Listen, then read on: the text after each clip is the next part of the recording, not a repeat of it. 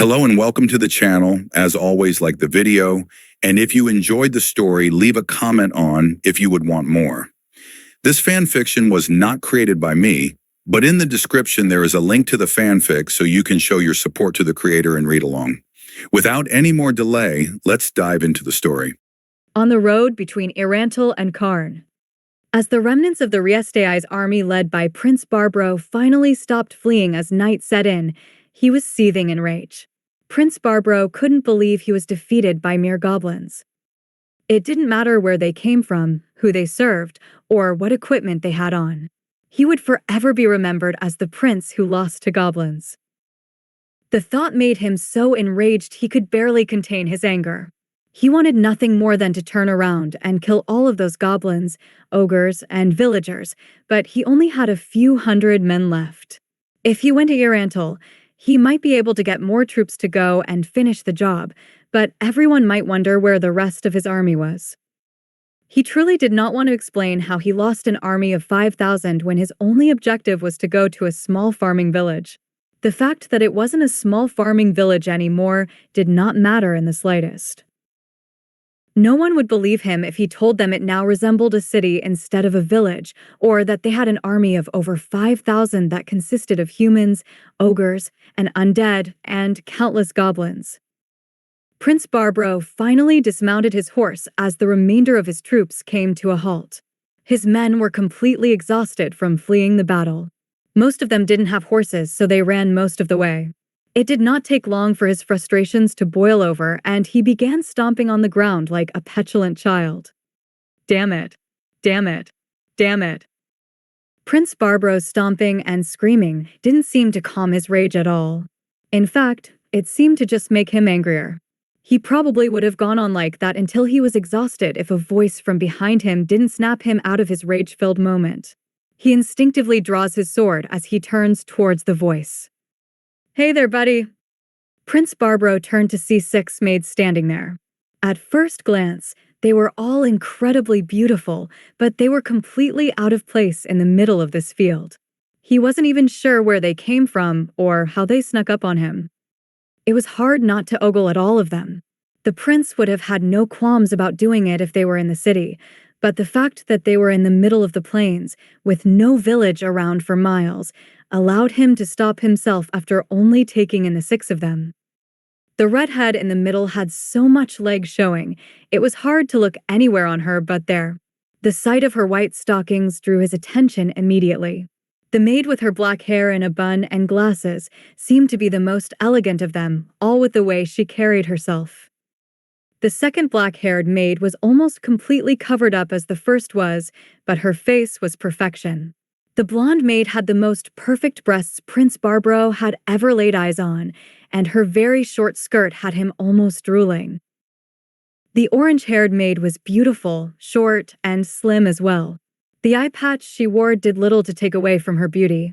The only one he didn't immediately want to bed was the shortest one with purplish hair. There seemed to be something off about her, and he couldn't really see anything about her. Even her face seemed somewhat different from the rest. Now.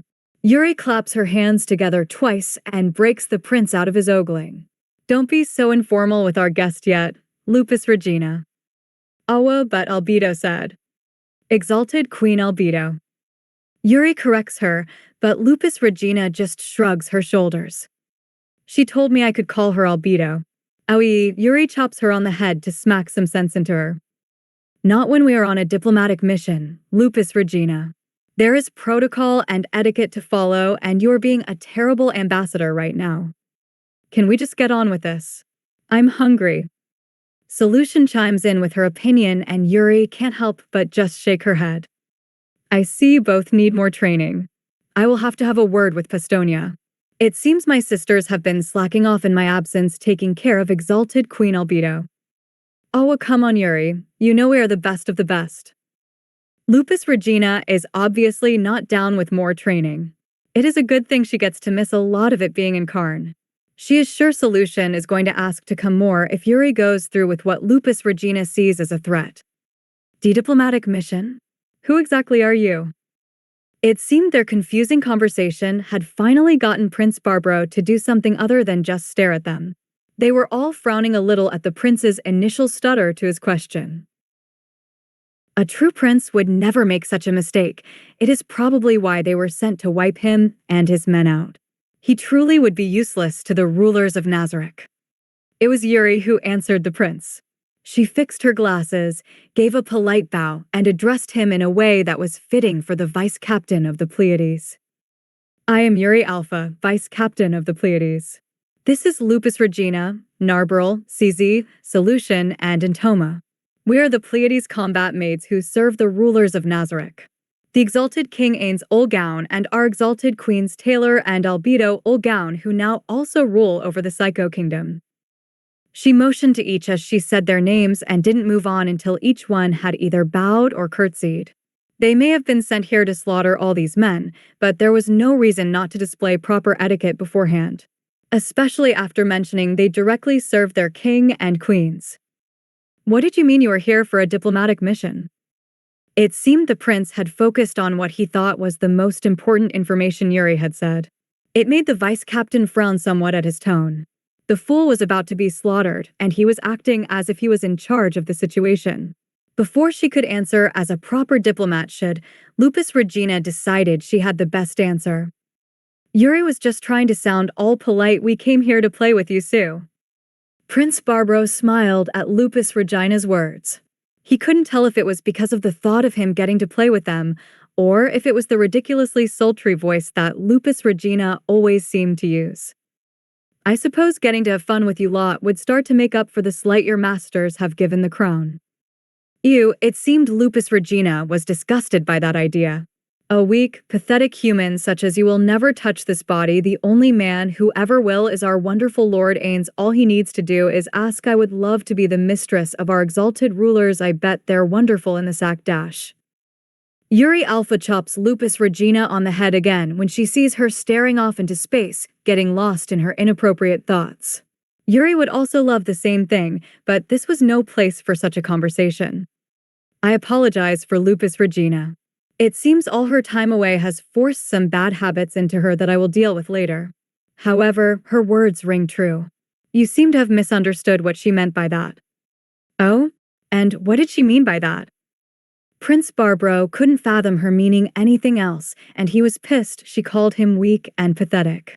Who the hell was this lowly maid to call the crown prince of the Riestei's kingdom such words? It was not Yuri who answered him, though. It was the blonde named Solution who spoke instead. She meant, we are here to massacre all of you.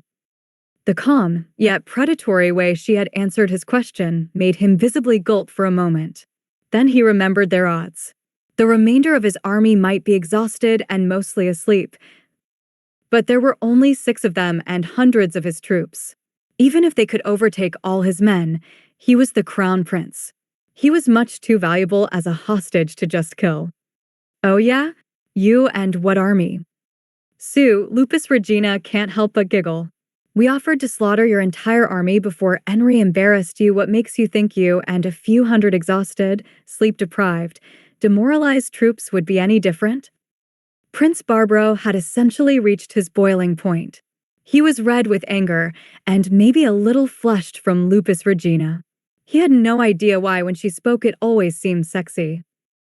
Even when she was obviously threatening or even disgusted, her voice had a way to make him shiver that could only be described as desire. It was unnerving, to say the least. You think you can follow through with that nonsense? Do you know who I am? I am Crown Prince of the Riestei's Kingdom Barbaro Andrine Eild Ralvezelf. You're still just a human. The maid with her black hair in a ponytail, Narbril, says to Prince Barbaro. Also, we already knew you were a prince. Yuri, the only one who seemed to know how to talk to a prince, followed up after Narbril. I see. So you're going to kill everyone but me? I can't say that's a good idea. You will need others to send back when you take me hostage to negotiate. Without doing that, it will get difficult for your masters. Prince Barbaro thought he figured it out, but the reactions of the maids said otherwise. All 6 of them just looked at him and tilted their heads. It looked to the prince as though they thought he said something strange. What nonsense are you spouting, as Solution so eloquently put it? Ma SSACRE, it's called a massacre because we are going to kill every single one of you. I know you are only a human, but is your brain really not developed enough to figure that out? But I am the crown prince of the Riestei's kingdom. Do you not realize my value? You do not kill the crown prince. You negotiate a ransom for a noble so valuable. This human is dumber than I thought. Agree.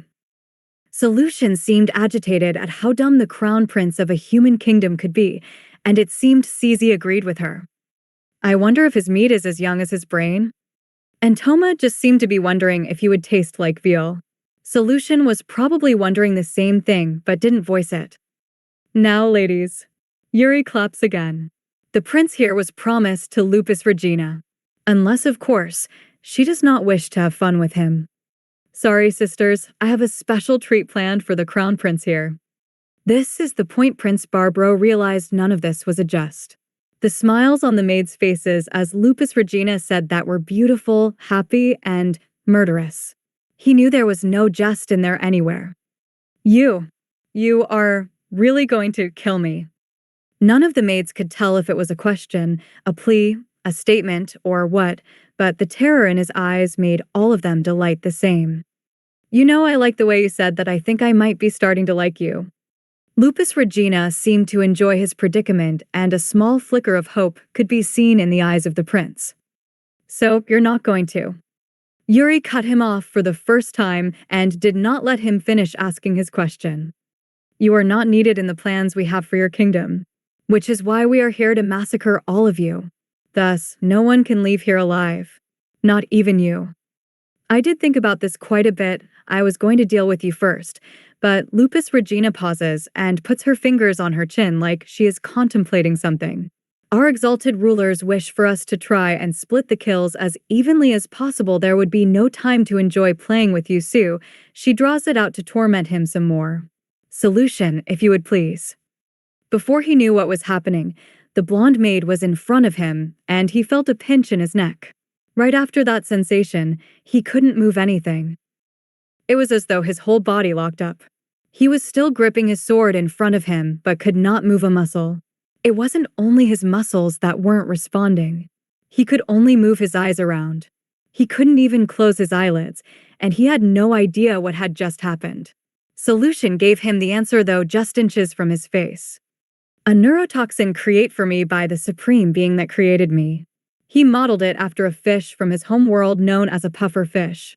You will be like this for quite a few hours and only able to move your eyes around, but you will feel everything done to you. The terrifying smirk she gave when she finished made him piss himself. Oh, I guess those functions still work as well, Sue. Lupus Regina seemed to find his terror all too entertaining. Even Yuri had to use her hand to suppress a giggle and not lose her composure. Now Lupus Regina moved up to the prince, grabbed him by the shoulders, picked him up, and turned him around. You can watch as we cut your men to pieces, only then will I get to you, and I have a lot planned for you. I might not be as good as Solution, but her wicked grin would have made him piss himself if he didn't just moments ago. I'll show you I'm not that bad myself, Sue. She giggles once more. You can't have a slaughter without the laughter. Remember, sisters. Yuri gets their attention. Try to stick to no more than 100 kills. That should make it as even as we can make it in the middle of battle. All of the maids just nodded their heads to Yuri. The prince could do nothing but listen to them as he faced his now doomed men. This would have been the point where waking his soldiers as soon as he saw the maids would have been a good idea. As he saw the maids sprint past him towards the first soldiers to dispatch, he could do nothing to warn them. Their screams of pain and agony filled the air, and it started to wake his troops and draw the ones already awake towards the noise. It just hastens the slaughter. The prince watched as Lupus Regina wielded her enormous weapons and cleaved 3 or more men at a time in half as though they were made of paper. Just when he thought she couldn't get more terrifying, she stuck out her hand towards a group of men trying to flee and yelled, "Firestorm." Lupus Regina let off her Tier 7 attack spell on the fleeing cowards, and all 30 of them were consumed in flames and turned to ash. The slowly cooling puddles of metal, the only sign anything had even been there before the spell was cast. Prince Barbaro looked to the side farther away, and a little hope blossomed for him when he saw about 50 horses trying to flee. Even they couldn't keep up with that many fleeing horses, so someone would get away and tell them of what happened. The more he observed, though, the more despair set in. Half the horses were running around frantically. He saw why when he realized their riders were missing their heads. He saw another rider's head explode as he watched and heard a peculiar noise. He looked up and saw the orange-haired maid with a strange weapon in her hands floating in the sky. It was making the peculiar sound, and his men's heads were exploding every time the noise was heard. He even heard the maid counting as she pulled the trigger. 28, 29, 30. He looked around hoping to see someone getting away when he noticed the blonde maid, Solution, making her way through his men as if she was dancing. She was slicing his men on their arms and legs with strange weapons formed from her fingers.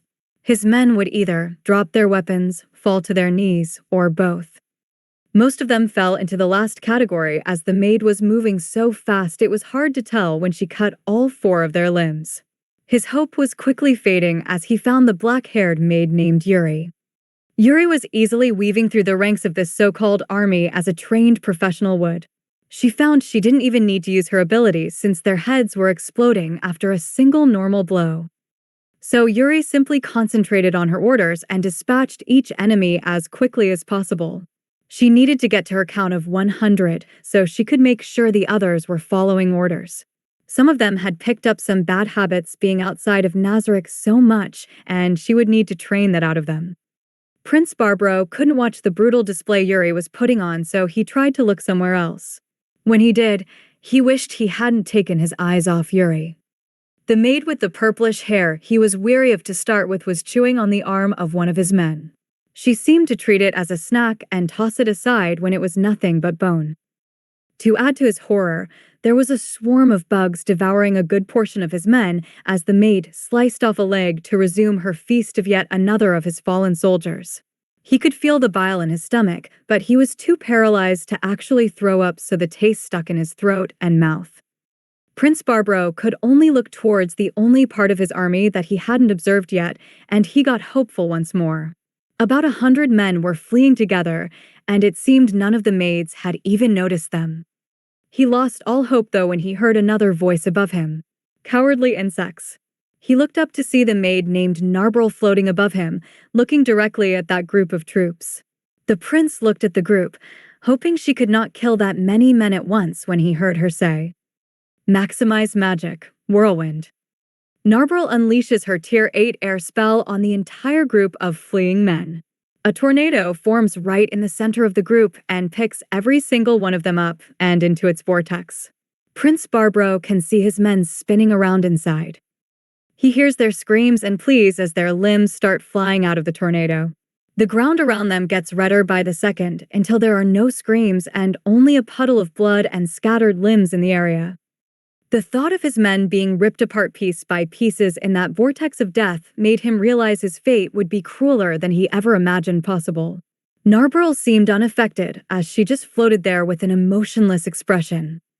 It wasn't until he observed her for a few moments that he realized she had a slight smile on her face, but it only appeared when one of his men could be heard begging or screaming. For the first time in his life, Prince Barbaro truly prayed. It was not for salvation, it was not for remorse of past deeds, or to lay bare his sins before being sent to the afterlife. No, he was praying for a quick death and nothing more. The more he watched the carnage, the more he despaired and realized his prayers would not be answered. His men were literally being torn apart by these maids. It did not matter if it was by magic, weapon, or their bare hands. The entire field was covered in blood. It was not appropriate to call this a battlefield, for that was not what just happened. The only thing that he could think of was Solution and Lupus Regina's words ringing through his mind. This is a massacre. Ma SSA Ma SSA Ma SSA. He was going mad watching this happen to his men as Lupus Regina's voice played over and over in his mind. It wasn't until everything went quiet and he saw Lupus Regina in front of him once more that he realized all his men were dead already. It took these 6 maids only a few minutes to massacre all of his men. Lupus Regina pulled something shiny out of her maid outfit and held it up to Prince Barbro's face. The prince had never seen an instrument like this before. It was barely bigger than the maid's finger, and the blade at the end was small and looked a little jagged. He could only imagine what that is for. Solution was kind enough to let me borrow this for our time together. Most people who notice this design would think I had a scalpel in my hand, so they would be close. It was designed after one and just as sharp. But unfortunately for you, this one is designed jagged for maximum pain and not surgery. Tear now running down the prince's face along with a good deal of snot. Don't worry, prince, it's just as sharp, so it will still cut through you. Lupus Regina gave him her wicked smile as she dragged the modified scalpel down the side of his face. Prince Barbro was screaming, but just on the inside. The poison he was inflicted with did not allow him to voice any of his pain. Lupus Regina did not stop her tracing until she reached the middle of his chin. Very good, Lupus Regina. Now, just do the same on the other side, and you should be able to remove his face with no problem. Solution complimented the werewolf on her work, pleased with how well she has been learning. Lupus Regina just smiled at the compliment and continued her work. She was determined to become just as good at this as Solution was, so she'd just be useful to the rulers of Nazarick in any way she would be needed. Once Lupus Regina had finished her work and the blood was slowly dripping from Prince Barbro's face, she grabs a hold of his chin and his eyes went wide, realizing what was about to happen. Lupus Regina grabbed the skin at the bottom of his face and started to carefully peel it upward. Every inch she went exposed more and more of the face beneath the despicable human in front of her. Since she could not hear him scream, the look in his eyes would have to do for now, and oh how glorious it was. Lupus Regina could almost hear his screams by looking in his eyes. The sheer pain and terror reflected in them was starting to make her rub her thighs together. There was little that could get her going more than watching people suffer, especially if that suffering was at her hands. Now that his face had been completely peeled back and was resting on the top of his head, Lupus Regina wondered if that is how Negrito ended up without a face. She would have to ask Albedo one of these days. Once she decided on that, she picked the scalpel up once more. She moved on to his neck and slowly started sliding it down the side. She was determined to take off all his skin while he could feel it. This would make her useful to Demiurge on his farm if he ever needed a hand. This was a job she could certainly learn to enjoy doing. She had only made it a little way down his neck when Solution interrupted her. Wait, change your angle towards his back or you will hit an artery and he will bleed out too fast. Lupus Regina did as she was told and changed directions. She was glad for Solution's training and advice. Even if the blonde maid wasn't the one doing the torturing, she seemed to be enjoying it nonetheless. Lupus Regina had only made it down his neck and shoulder before she noticed his eyes starting to glaze over. It would be no good if he was to space out somehow and not feel every inch of this blade cutting into him. She would need to do something about that. She ceased her careful tracing, grabbed the scalpel in her fist, and drove it forcefully into his gut. She even twisted it for good measure. The look on his skinless face and eyes let her know she was successful in bringing the pain back to the front of his mind, so she went back to her former task. Can't have you spacing out on us. Prince Barbro, what good would it be to torture you if you didn't feel it? Once she hit the end of his shoulder, she started her path down his sides. She would peel him apart layer by layer like an onion. She went down his side to just about his ass and cut her way across the small of his back and back up the other side. By the time she had made it back up to the other side of his neck, there was a puddle of nothing but blood, tears, and urine below the crown prince. Lupus Regina looked very satisfied with her work, and it seemed Solution was just as pleased with her student. Now remember, this time, don't be gentle, just rip that shit off. It will feel to him like he is dying all over again. Solution gave Lupus Regina one of her predatory smiles, and Lupus Regina just nodded. She grabbed his skin at the base of his neck and yanked as hard as she could. She could tell it had to have been as painful as Solution said, because Prince Barbaro had somehow let out a whimper even though he shouldn't be able to make any noises. I wonder. Lupus Regina has an idea from an old memory. It was something one of the supreme beings had said once. She couldn't remember which one, but she wanted to try it anyway.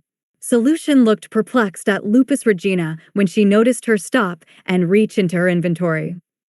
When she saw what she pulled out, Solution smiled. She had yet to inform Lupus Regina about such a normal substance being able to cause more pain, but it seemed Lupus Regina had either gotten the idea or heard it somewhere before.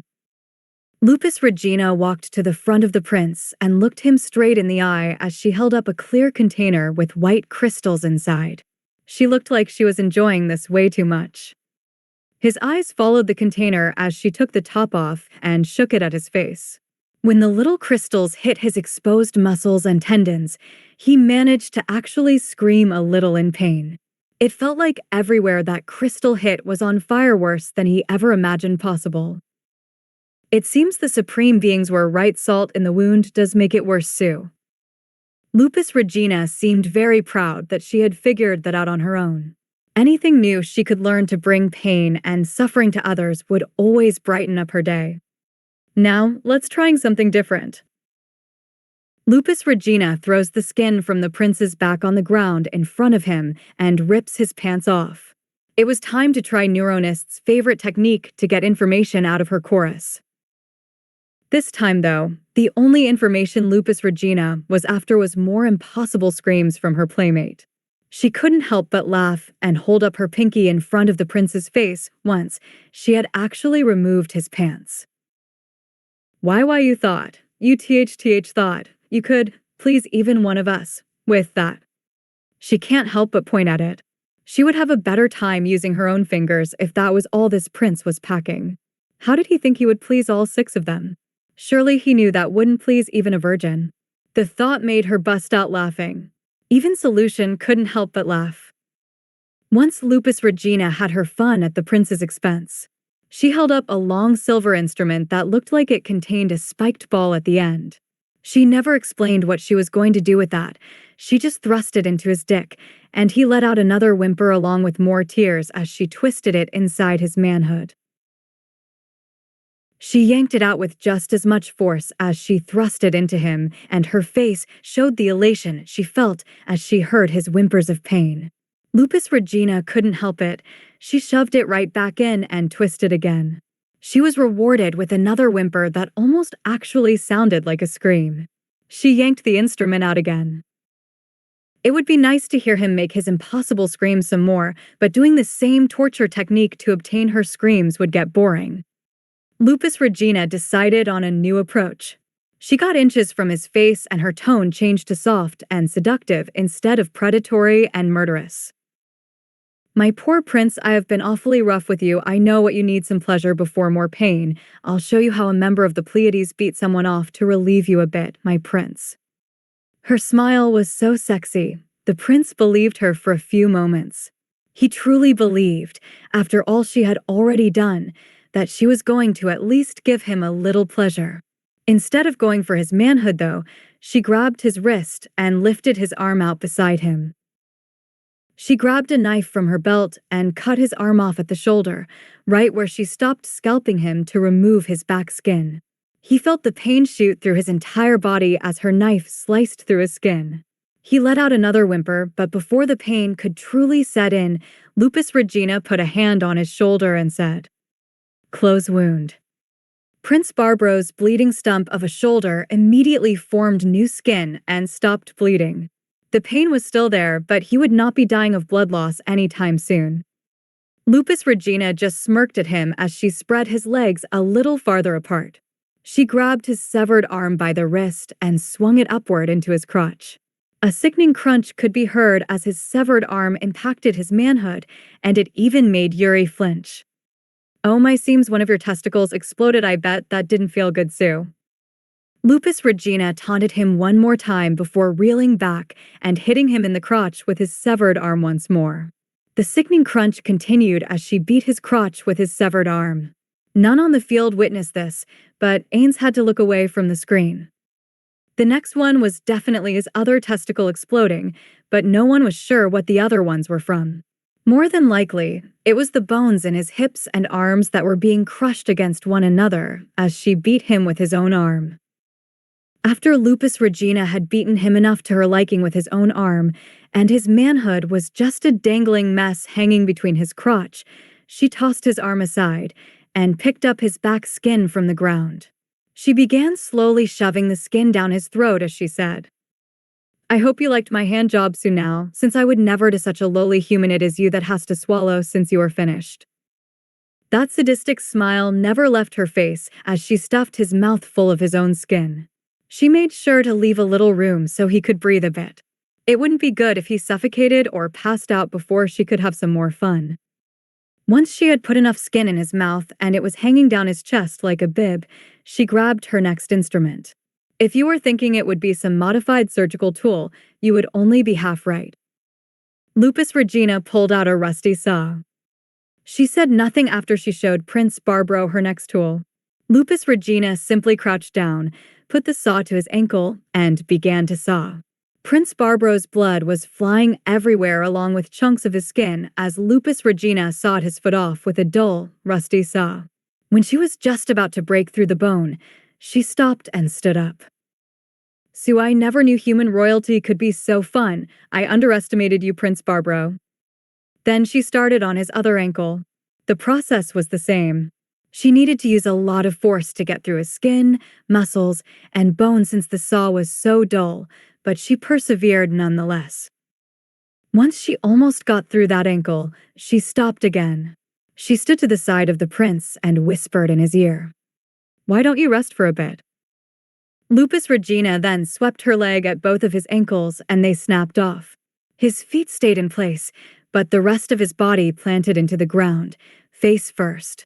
Lupus Regina pulled out her salt and rained it down on his skinned back. He began to make a noise that was a true scream at this point, and it filled Lupus Regina with a sense of accomplishment. Lupus Regina kicked him over so he was facing the sky after. She wanted him to feel the grass, dirt, rocks, and sticks in his skinless back as she finished him off. She went to work with Solution's help once more, but this time on his front. She peeled off small chunks of flesh piece by piece. Solution told her it was more painful and easier to miss major organs and arteries if you did the front like this. She never stopped until the only skin remaining on the prince was from his hips down. All the Pleiades could see his internal organs still working inside his body as Lupus Regina pulled him apart as though he was a pig being served at a feast. The only one who reacted really at all was Antoma, and that was just because she was drooling thinking of being able to eat some of him. She really wanted to know if he tasted like veal. "I bet I know why you didn't enjoy my hand job." Lupus Regina starts pulling the skin out of his mouth, lays it on the ground, and lines it up on his back as best she can. She begins putting the pieces of his front flesh back in, lays his face down where it should be, and once everything is in place, she puts her hand on him and says, "Cure critical wounds." The Tier 4 healing spell goes off and Prince Barbaro is almost back to his old self. The exception would be his missing arm and feet. This spell did not restore missing limbs and Lupus Regina didn't want him to get them back yet. She had plans for those feet of his.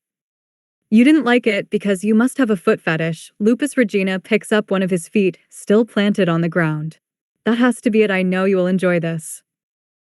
She grabs the sole of his boot and angles the bottom of his protruding bone right towards him and pushes it into his ass with all the force she can muster. It seemed the cure spell must have dulled some of the poison as well.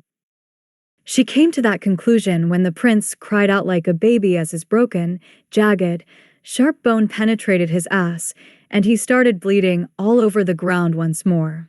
Lupus Regina didn't seem to enjoy this as much as she kicked his foot into his ass like she was hitting a nail with a hammer. His cries of pain were satisfying, but it seemed something was missing. "Oh, I know." Lupus Regina has another light bulb moment and grabs the bottom of his leg, still attached to his body. She pulls out another knife, but this one looks like a meat cleaver. She wastes no time and severs his leg right below his hip. She places her hand on the wound and says, "Close wound." Prince Barbro's leg wound closes again, and he sees the sadistic look in the werewolf maid's eye. He knew somehow this would be even worse than the first time, and he could do nothing to stop the tears that started spilling from his eyes. Oh, I love that face, see? I knew what you needed, you like it when it's two at once. Lupus Regina kicked his foot harder so it went even deeper into him, then she rained down blows on his crotch with his severed leg. The sadistic smile on her face never left as she said, "See, I knew it. You not only like double penetration, but you're a leg man." After beating him again with his own limb and making sure his asshole was thoroughly stretched, beaten, impaled, and bloody, Lupus Regina started on removing his skin once more. She had improved dramatically in just a few minutes, and it took half the time to scalp the sorry prince. It seemed Prince Barbro had enough, and so did Lupus Regina, as the prince wasn't reacting to any of the torture she was inflicting once she removed his back skin again. She seems to have broken him completely again, and can tell from the look in his eyes that he is not present in reality any longer. She planned on doing the same thing again with his other two, still attached, limbs, but that should be enough suffering for now. She would no doubt get to test her skills again soon. Lupus Regina reaches into his chest cavity, grabs his heart, and rips it out in one swift motion. She holds it up in front of his skinless face and lets the blood drip into his eyes as the light leaves him. She drops it right down on top of him and turns to the rest of the Pleiades. "Well, that was fun, so shall we head back now?" "You are a very good student, Lupus Regina. My compliments on a job well done." Solution seemed happy with her progress, but before she could strike up a conversation with the blonde maid, Yuri interrupted. "Yes, let's head back. I'm sure their majesties would like a full report." With that, the Pleiades disappeared from the plains. The entire area was a mass of blood and limbs, but that didn't bother them. Others from Nazareth would be sent to collect the bodies that could be used for creating undead. They simply needed to give their reports. Ainz was staring at the 4 monitors Oriel had floating over the table in the war tent. The reports Oriel and Cositus put together were very accurate. The Empire brought 60,000 troops with them, and the Kingdom brought 250,000. The Empire's assault should much resemble that of a Roman legion. They formed their troops up in the same manner and even used a lot of their wordings. Their cavalry would be on the flanks with their infantry in the center and their bowmen in front. That way they wouldn't have to move when the army charged. There would be about 10,000 soldiers kept in reserve to fortify any struggling position, so it should be easy to predict their movements. The Kingdom, on the other hand, would attack much like the other countries of the same time period as the Romans. They would attack with little coordination, with each noble looking for glory on a battlefield. It would make it seem as though they were fighting weak barbarians, since very little tactics would be used by the Kingdom. They had 75,000 troops on each flank and 100,000 troops in the central column. He was excited to see what would happen to those 100,000 troops in the central column when he unleashed his super tier spell. He knew for certain that the Empire would face his wrath. Well, not his actually, since he was dealing with the Kingdom's army. Taylar, Albedo, the Pleiades, and some of his army would deal with the Empire. The Emperor didn't even come to the final parley, so he would get no mercy. Ainz was not pleased with who would be accompanying him to fight the Kingdom's army. He didn't mind the army that would help or whatever summon he would get from his super tier spell, but having Oriel be the one to accompany him did not sit well with him. Unfortunately, she wormed her way into accompanying him by using his own argument as to why no one could accompany him against him. He thought he was rather ingenious when he thought it up. He constantly teleported around, and no one would be able to keep up with his movements, so it was pointless for someone to tag alone. Ainz had no idea why he thought she would forget, or maybe he is the one that forgot. Oriel pointed out that she can not only anticipate teleportation near her, but she also has a tier 8 spell called Greater Anticipate Teleport that would allow her to not only follow him, but redirect his teleportations and dimensional moves if he accidentally went somewhere too dangerous. Oriel promised to not take part in combat unless absolutely necessary and would only be there to make sure nothing got him in the back or he went somewhere too dangerous. Ainz definitely thought appealing to Taylar would stop her from going. There was no way she would let her daughter step foot in the middle of the battlefield, but Ainz was wrong there. He didn't even get to ask. She was already nodding her head in approval before he even said anything. If she wasn't going to deny her, there was no way anyone else would say anything. So somehow, he got stuck being followed around by his daughter so she would keep him out of trouble. Wasn't he the one supposed to keep her out of trouble? It seemed riders were approaching the center of the battlefield flying white flags, so the final parley would begin in a few moments. Ainz stood up from his seat, and everyone else did as well. They all made their way out of the tent, but only those going to the parley continued walking towards the center of the battlefield. Those from Nazarick following Ainz were Taylar, Oriel, Albedo, Cocytus, Sebas, Rubedo, and the Pleiades. The Pleiades were serving as guards to appease the rest of the Guardians. Sebas and Cocytus were Albedo's personal guards, Rubedo was Taylar's, and Oriel somehow was his. Once again, aren't I supposed to be the one protecting her? My queens and daughter must think I'm nothing but reckless. Ainz did manage to chuckle even if it shouldn't be that funny. It was to him. Both his queens thought their daughter was more responsible than he was. It was quite humorous if you thought about it. When the group made it to the center, Ainz frowned a bit. He understood that the Emperor didn't show up, so he didn't plan on listening to anything the Empire's lackey had to say, but he saw the king of Riestei's in his tent. Why didn't he come himself? Ainz brought his whole damn family as was expected. He didn't think the king would bring the whole family. They were nothing like his, but he should have at least came himself. Instead, he sent Marquis Raven, Gazef Stronov, Marquis Blumrush, and Marquis Belope. Does he think sending 3 of his so-called great nobles and the warrior captain would make up for him not coming himself?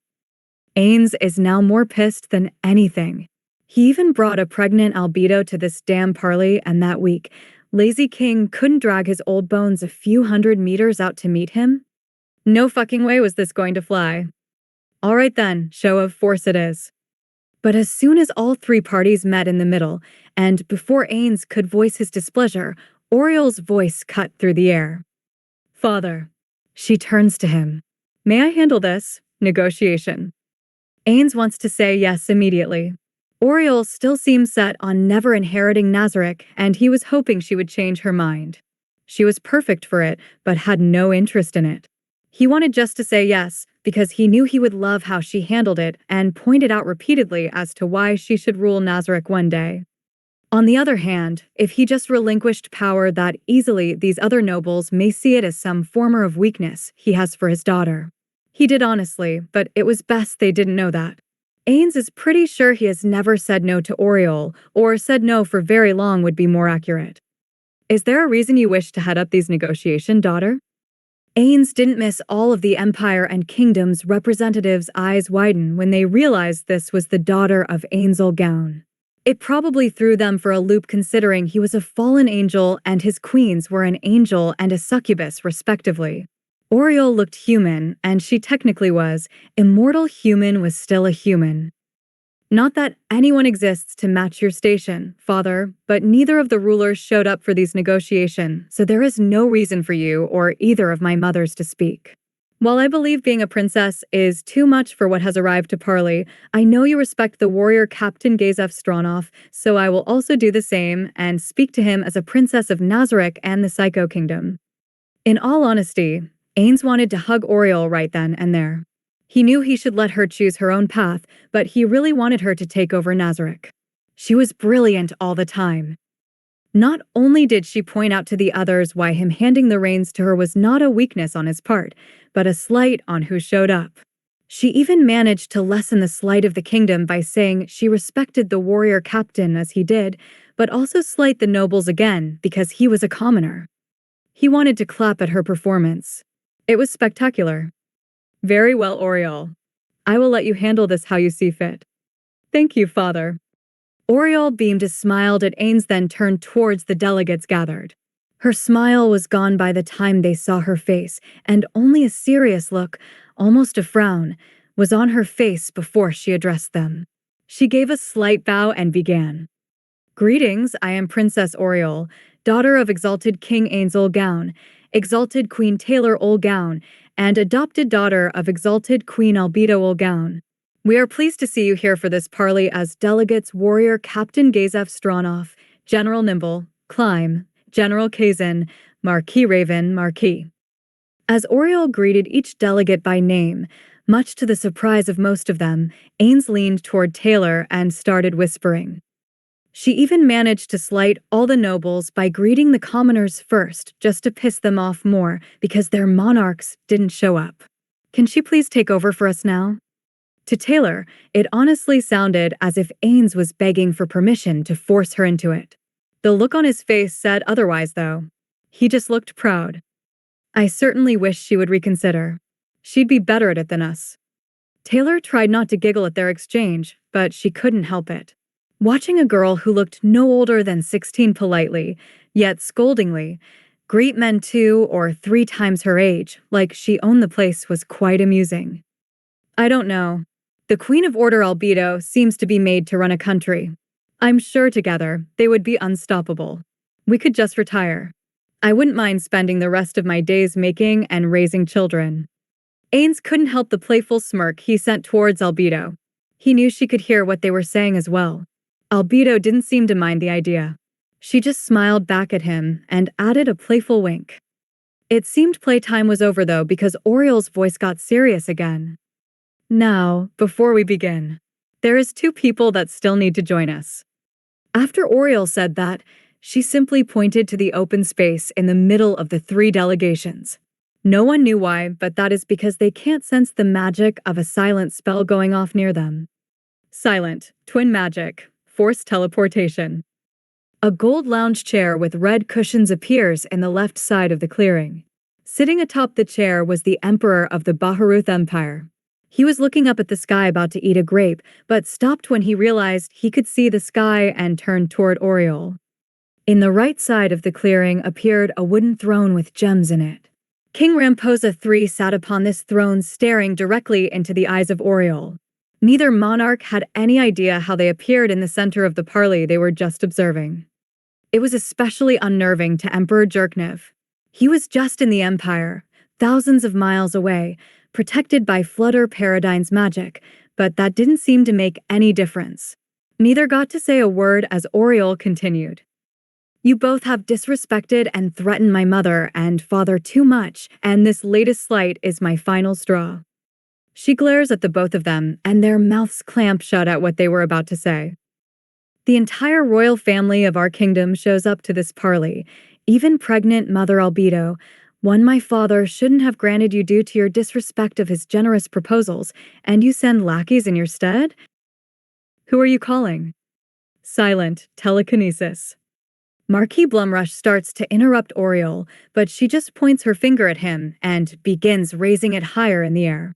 The Marquis raises from his horse as she does this, and soon he is floating 50 feet in the air trying hard not to piss himself. Don't interrupt me, worm. Since your monarch has ruined his chance at a parley, you should either run after this battle or hope you die. Don't think we won't purge the unloyal nobles like yourself who sell your country's secrets to the Empire.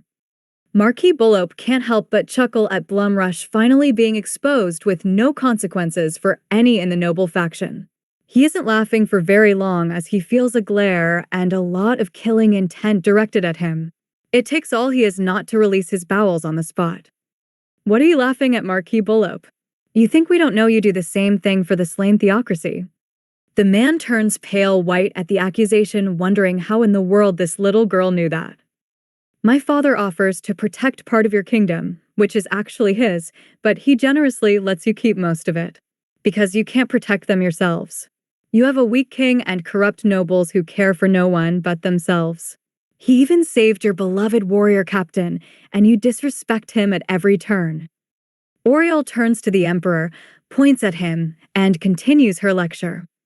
And you send people to assault and plunder our home because you think you are smart. Then your guards threaten my mother. If it wasn't for Lena's coming from your shit country and my mother showing your guards they were pathetic insects, I would have leveled your palace months ago. Oriel glares back and forth at all of them. She isn't directing her killing intent at any one of them, but all of them. They can all feel it rooting them in place. It feels like the air is pushing down on them and holding them there. My parents have been too generous, and now you have left us no choice. You think you are superior and don't have to answer to us diplomatically, so we will teach you misbehaving children the error of your ways. You will see the power of Nazarick. This day will be remembered for millennia as a warning to those who oppose us. Silent, twin magic, teleportation circle. As soon as Oriel finishes, she moves both her hand in front of her like she is cleaning the delegates off a canvas, and they all disappear except Emperor Jerknev. Oriel stares him dead in the eye. Enjoy the show, she snaps her fingers. Silent, forced teleportation. Now that Oriel's rant is over and every one of them was out of her sight, she turns to her parents. She did go a little overboard, but she hoped they didn't mind. Thinking of the Emperor sending those workers to Nazarick got her blood boiling. Only thinking of Lena's and Archie kept her from burning the man on the spot. When Oriel noticed that not only her parents, but everyone from Nazarick was staring at her with a look of awe on their faces, she started rocking back and forth on her heels while she fidgeted with her fingers, thinking she went a little too far. That was until a huge grin broke out on Ainz's face, and he said, "Shall we all kneel for Queen Oriel, ruler of the New World?" It was meant to be a jest, but everyone except Ainz, Taylar, and Albedo either didn't realize that or they felt compelled to do it from her speech. They all knelt. Ainz could tell Oriel was about to protest, but he wouldn't let her. This would be another fantastic way to remind her she should rule Nazarick, so he moved to her quickly and scooped her up in his arms. It wasn't the right thing to do considering their location, but he couldn't help himself. He couldn't stop himself from peppering kisses all over her cheeks, forehead, and nose either. "You are so perfect, my daughter." Oriel giggled for a moment at his words and his kisses tickling her, but then she also remembered something. Not only were they on a battlefield, but a lot of those from Nazarick were watching. "Father, stop. Put me down this instant. I'm not a little baby." Ainz sets her down when she starts protesting. Oriel is happy that he did, but the mischievous smile her father had after he set her on the ground, she didn't like one bit. "As you command, Queen Oriel." Ainz puts his hand over his heart and gives her a bow. He was trying to mimic Demiurge as best he could. He knew she would dislike this teasing as well, but he honestly wanted to do it. That was simply spectacular, and exactly what Demiurge would do if he wasn't guarding Nazarick with Shaltir. "Father." "All right, Ainz, leave the poor girl alone. You know our daughter isn't good at accepting praise, especially when you give it to her like that." Taylar thought the entire exchange was adorable. It was a good change of mood for a little bit.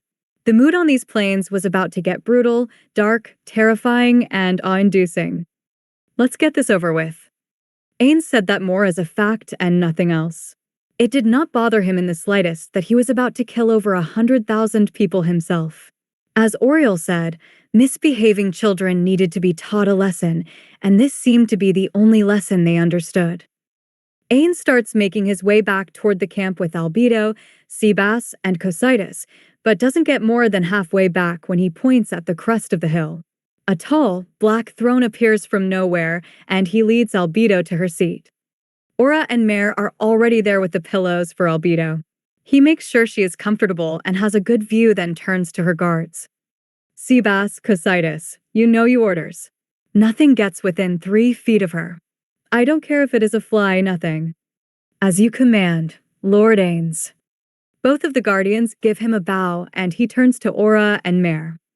"You two will guard Albedo as well. If she deems it necessary, she may ask you to aid me against the kingdom. That will only happen if she says so. Do I make myself clear, you two?" Both of the dark elves bow their heads to him. "Yes, Lord Ainz." "Good. Now, my queen." Ainz kisses Albedo. "I hope you enjoy the show." "I'm sure I will, my love." Albedo smiles at him and gets comfortable. Ainz makes his way back to where everyone else is still waiting. Everyone was in their full battle gear for this fight. The exception would be the gauntlets he added to Taylar's equipment. As far as they could tell, no one who was level 100 could gain any experience in this world. Even Sir Shauna was stuck at his level when he was transported here according to his notes. Ainz couldn't imagine being stuck at level 60 and being limited to tier 7 or lower magic in this world.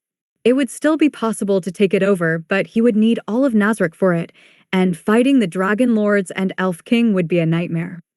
Ainz and Taylar were already well past level 100 in terms of experience, since you could bank experience in Yggdrasil to learn spells or use as an ingredient for certain spells such as Wish Upon a Star. In Yggdrasil, even if you killed something that was level 1 when you were 100, you still got 1 experience point for it. None of them had gained any experience points since they came to this world, so he had Taylar equip Avarice and Generosity. Avarice and Generosity were a pair of gauntlets that were a world item. When they were worn, the experience points the wearer would normally gain would instead be stored inside the gauntlets. It seemed the obvious choice to have Taylar wear them during the battle so the experience she got slaughtering soldiers wouldn't be wasted. Ainz would probably kill more than her, but he already had gauntlets as part of his armor. Taylar did not wear gauntlets, so it made more sense for her to wear them even if she would get less kills. It would all even out in the end since the Empire's troops were so much higher level than the kingdom's. Ainz had already used some of the experience in the gauntlets to learn the super tier spell, Origin of Species, after Taylar informed him what it did. It would be very useful for Ainz to be able to use the spell also since Taylar and Albedo both already knew it. Taylar should have no problem replenishing the experience he burned to learn that spell as long as she took part in the battle. He honestly wished she would sit it out, but she was a lot more protected than he was. She would be fighting with not only all the Pleiades, but Albedo would be by her side to make sure no one got a lucky shot on her.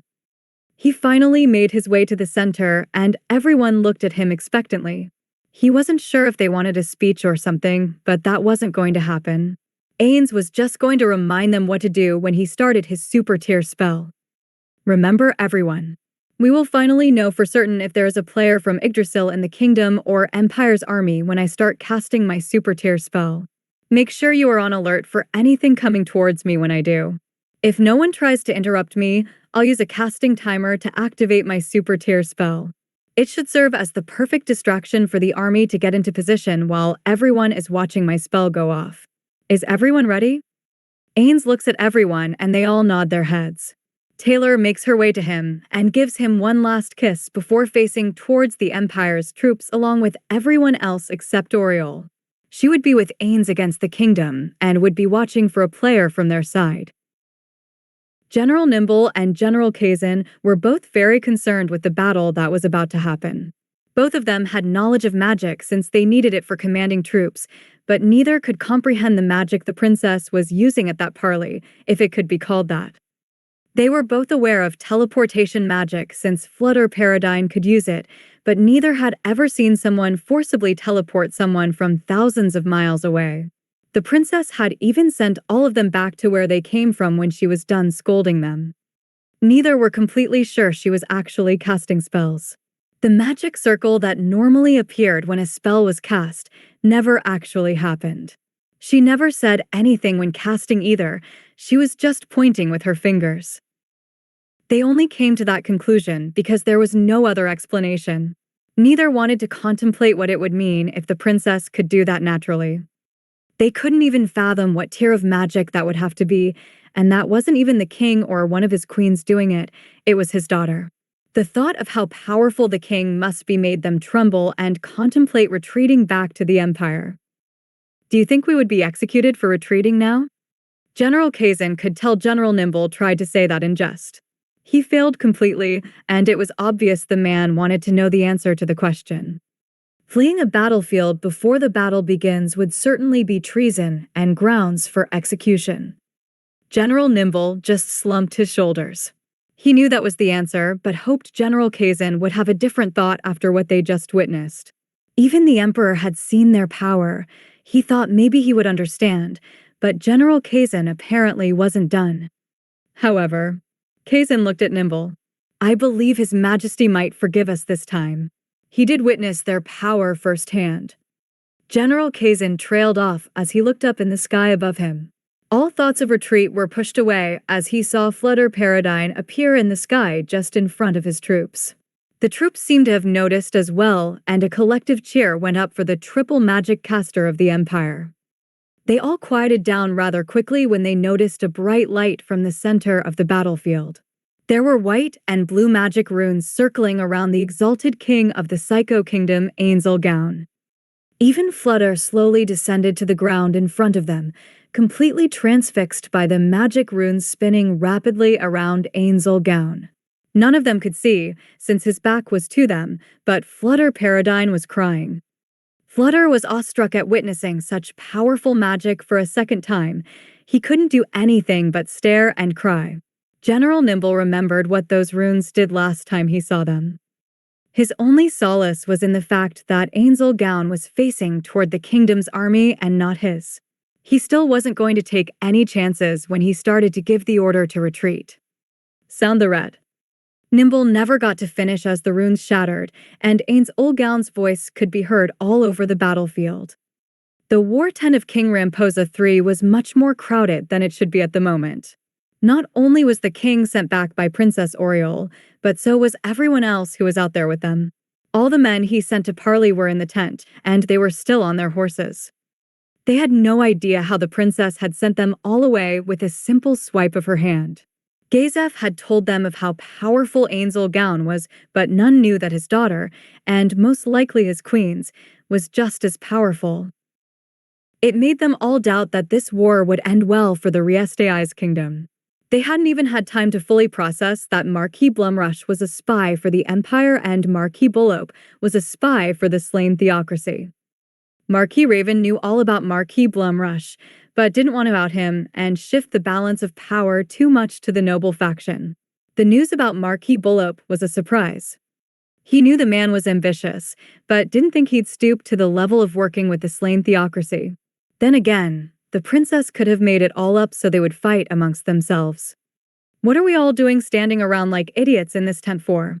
Let's attack before they can muster their forces. Marquis Bullope still seemed intent on attacking Ainz for some reason. You still want to attack after what just happened? Gazef was finding it harder and harder to control his tongue around these ridiculous nobles. It seemed the man just wanted to get everyone killed. Of course you wouldn't want to attack your friend, or is it ally? The implication was apparent to all. It was kind of ironic coming from someone who was just ousted as a spy for the slain theocracy, but it was done by an enemy, so could they really trust it? Yes, their majesties saved my life, and I owe them for that. They also saved the lives of my men and countless villagers as well. They saved them from troops from the slain theocracy. I wonder how they knew where to attack to draw me out, Marquis. Do you have something to say to me, commoner? Marquis Bullope did not look at all pleased with Gazef's tone or question. He also didn't deny the obvious question directed at him. It's a bit ironic you were adamant I did not take anything besides my backup gear only for me to run into a trap by the slain theocracy. Watch you mouth, commoner, or I'll cut out your tongue. Now, gentlemen. Marquis Raven steps in. Let's just calm down. This is exactly what they want us to do. Let's all Jew. His brain. Marquis Bullope points to Gazef, can't process such obvious things. If you are all too cowardly to do what needs to be done, I'll do it myself. Marquis Bullope didn't wait for anyone to say anything. He just kicked his horse in the rear and sprinted out the tent. He nearly ran over the two guards standing just outside the entrance as he sped past. Gazef went to follow, but felt a hand on his arm. Let him go. It was Marquis Raven. There is no stopping him, and I suspect what the princess said is true. Let him sacrifice himself. We need to order a ret. Marquis Raven stopped mid-sentence when he saw the runes light up around Ainz. The sight was mesmerizing. He had no idea how long he stared, but he wasn't snapped out of his daze until he heard the stomping of hooves and a voice calling out to him. Marquis Raven.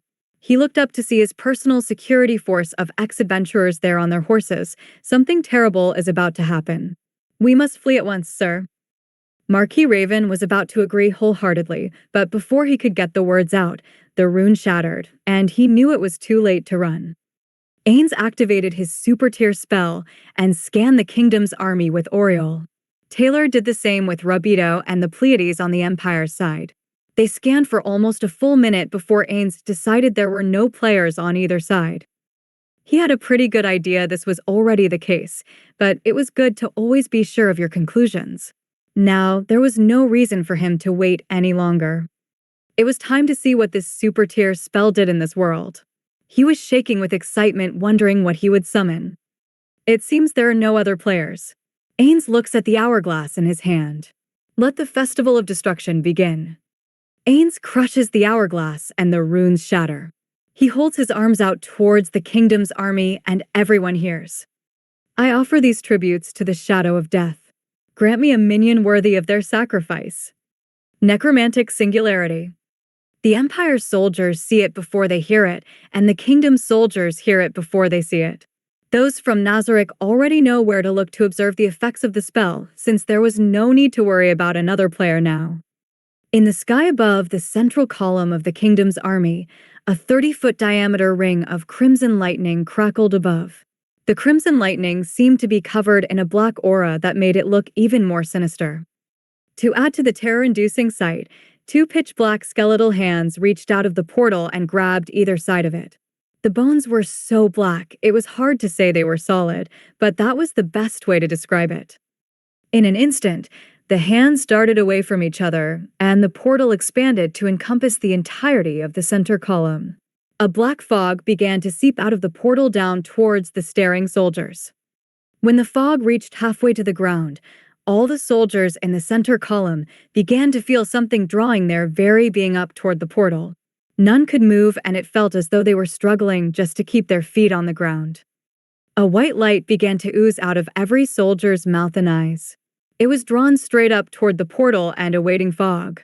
When the light made contact with the black fog expanded and the white light slowly faded as though it was feeding the sinister fog. Not only did the fog expand downward toward the troops, but it also got thicker. All over the battlefield, a series of thuds could be heard as the soldiers in the center column started dropping over one by one. Anyone close enough could see the blank white eyes and shriveled-up corpses left behind once the fog had consumed their life force. Once the last of the thuds could be heard, the whole length of the center column was shrouded in a black mist so dense you could not see a single speck of light in it.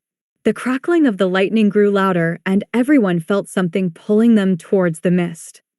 The portal slowly began to close as the black skeletal hand slowly retracted its grasp on the edges of the portal.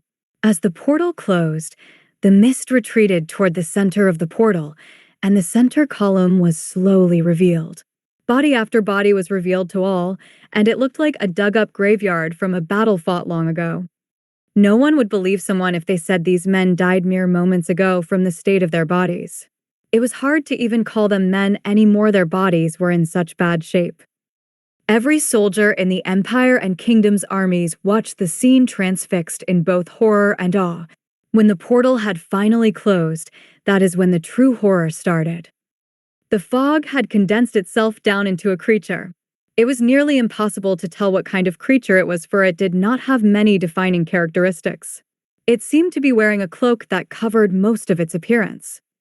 The only discernible parts were its black skeletal hands, scythe made of pure darkness, and glowing red eyes. At least that is where its eyes would be if that was indeed a hooded cloak it was wearing. It stood over 50 feet tall and gave off an aura so terrifying over half of each army had already lost control of their bladders inside their armor. A black shroud seemed to encase its entire body and weapon, and the only reason no one fled was because they were too damn terrified to do anything. Ha ha ha ha ha. Ainz's laughter can be heard. Splendid. Never did I think I would be able to summon that. Ha ha ha. Taylar come up behind Ainz and takes a closer look at what he managed to summon. Once she realizes what it was, she couldn't help but kiss him on the cheek and start to ask. Holy shit, is that? Yes. I've heard of people getting 2 generals and even 4 lieutenants, but never this. What is that, Lord Ainz? It would be hard to say who asked that question. It came from every direction, and by so many voices it was hard to tell them apart. The shadow of death did not send one of his minions to aid us. No, no, no. He came himself to give us aid. Taylar jumped on his back and gave him another kiss before saying, "The shadow of a world enemy. Who would have thought that was possible?" If it has the same abilities as its normal form, it is considered level 120. A collective gasp can be heard from behind Ainz, and he hears someone clapping off to his right. He looks over and sees Albedo clapping at his display. It wasn't long before every being from Nazarick was doing the same. Ainz scanned around as Taylar jumped down and saw his army was almost in position. No one had noticed the gates opening behind each army to encase them in a semicircle, so the only place to flee was towards Ainz and those from Nazarick. Now it was time for the final act, the last terrifying thing most of these men would ever witness before he wiped them from this world. Oriel, are you ready? Yes, father.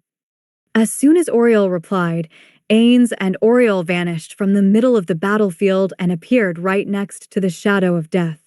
Ainz stared straight into the tent containing the king of the Riestei's kingdom and never broke eye contact with the man. Ainz held both of his arms out at his side and concentrated. He started to burn his undead creation attempts per day into his hand in the form of a ball of solid black negative energy. The more attempts he burned, the larger the balls got. Once he had expended all 36 of them, he took in the terrified looks of those in the tent from the kingdom.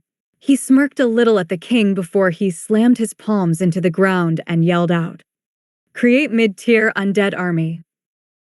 Both balls of negative energy impacted the ground and immediately expanded along the ground. It encompassed several corpses around Ainz, and soon black puddles were starting to stand from the ground. After just a few moments, there were now 50 new Death Knights surrounding Ainz, Oriel, and the Shadow of Death. Ainz could not help the proud look on his face. If he used his undead creation abilities like this, he could make his army even bigger much faster. This was almost 20 more Death Knights than he could normally create in a day if he did it individually. He might have to come back tomorrow and try low-tier and upper-tier undead army creation. The number of Elder Liches he could create would probably be 4 or 5 times the amount of Death Knights he could create. Even if he only got 10 Soul Eaters or Winter Whites out of doing it for the upper tier, it would be worth it. Once he knew the number of maximum created, he could just get that exact number from the freezer every day and have his undead creation over within mere moments instead of it taking an hour or so. Ainz looked and saw the last of his troops had already made it through and the gates were closed. It seemed the battlefield was still silent as he snapped his fingers. It seemed to snap some out of it, but that wasn't the purpose of it. It was to tell Taylar and Albedo it was time for their end. Taylar and Albedo had both already been waiting for this sign, so they went into action quickly. They both spun toward the Empire's army and saw their army in position. Both of their right arms went up in the sky as white magic runes encircled them. This super tier spell, however, did not need a casting timer to quicken its casting time. It was one of the few super tier spells that had an instantaneous cast time. As fast as the runes had appeared, they shattered and Taylar and Albedo let off their spells. Hellball. A 120-foot wide ball of swirling elements appeared above both of their hands. The fire, cold, acid, and force elements swirled in unison, making the ball a mixture of red, blue, green, and purple. Electricity rings circled the ball, and the entire ball seemed to vibrate at an unnatural speed. They both bring their hands forward to throw the ball towards their targets. The ball of energy moves so quickly, it looks as if it is teleporting short distances. Their targets are the flanks of the Imperial infantry, knowing that the ball will explode into a much larger area on impact. When the ball finally reaches its destination, it expands to 3 times its size and encompasses the entirety of the cavalry on each flank as intended. It also serves to destroy as much of the infantry on either flank as it can as well. It seemed as though it was successful as the screams of men being burned, frozen, dissolved, shocked, vibrated, and torn apart can be heard across the battlefield.